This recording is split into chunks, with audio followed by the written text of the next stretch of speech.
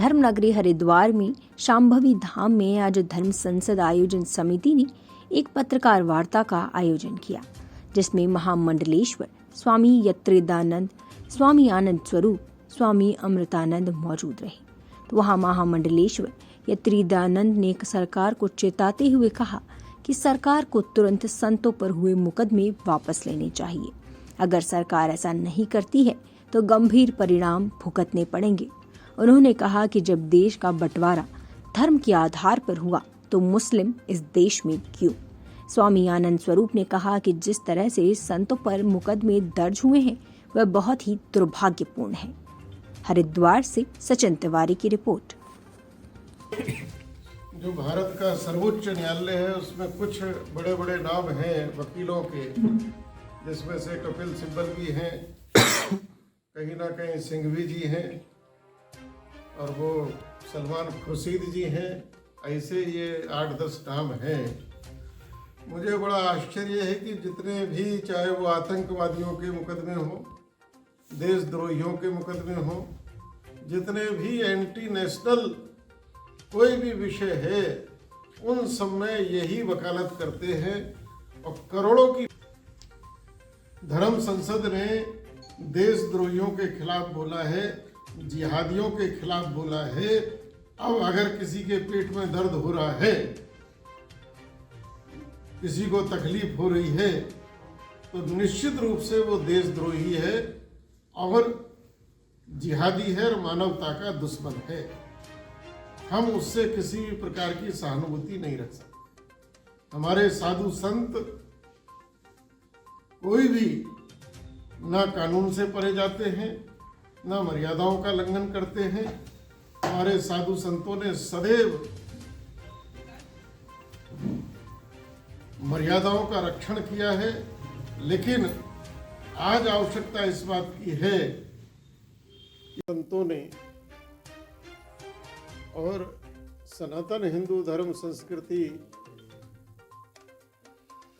पर जो समस्याएं हैं, आघात हैं, कुठाराघात हैं, उनको लेकर धर्म संसद की थी और उन्होंने देशद्रोही और जिहादियों के खिलाफ उसमें बोला, जो निरंतर भारत को तोड़ने, कमजोर करने में और समाज को बांटने में लगे, जो भारत को कहीं ना कहीं गजबा हिंद बनाना चाहते हैं, पूरे भारतवर्ष का ईसाईकरण करना चाहते हैं।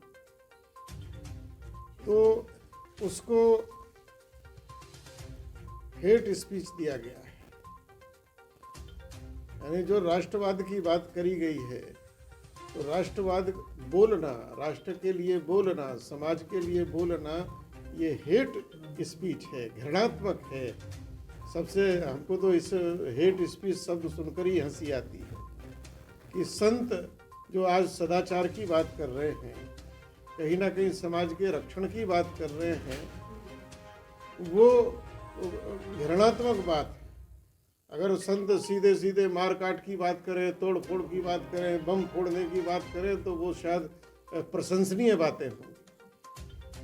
और अंतर्राष्ट्रीय अलगाववादी ताकत जो इस्लामीकरण की, भारत को इस्लामीकरण करना चाहते हैं, वो ताकतें जो कहीं ना कहीं भारत को ईसाईकरण बनाना चाहती हैं, वो ताकतें, चाहे वो वेटिकन सिटी हो, चाहे वो इस्लामिक, उन ताकतों के दबाव में आकर आज भारत की सरकार, ये उत्तराखंड की सरकार संतों पर और मुकदमे करने जा रही है। जिन संतों के आशीर्वाद से, जिन संतों की कृपा से, अरे सत्ताधीशों तुम सत्ता पर बैठे हो, आज उन्हीं से बैर ले रहे हो, आज उन्हीं संतों की अवमानना कर रहे हो।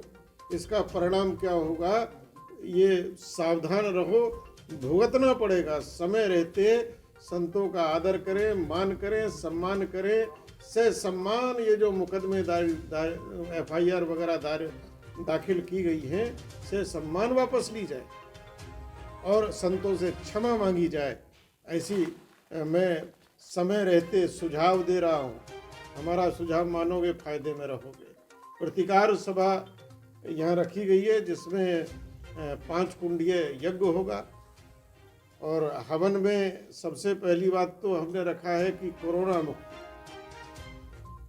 हमारा वायुमंडल का जो प्रदूषण है वह शुद्ध हो हवन के प्रभाव से। उसके बाद हमारे राष्ट्र की रक्षा हो, समाज की रक्षा हो, हिंदू समाज का उत्थान हो।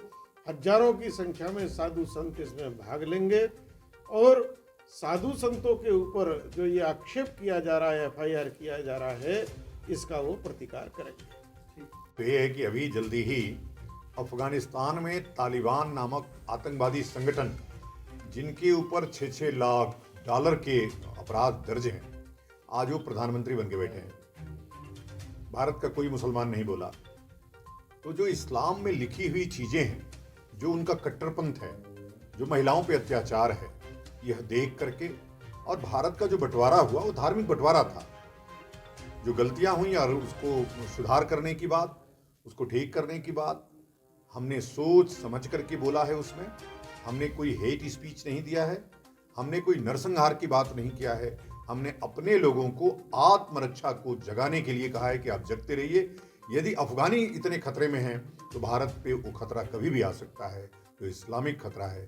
आखिर सोचने की बात है कि जितने आतंकवादी पकड़े जाते हैं, जितने आतंकवादी संगठन हैं दुनिया के, भारत के नहीं दुनिया के लगभग 2000 आतंकवादी संगठन हैं, उसमें एक भी अन्य धर्म का क्यों नहीं है?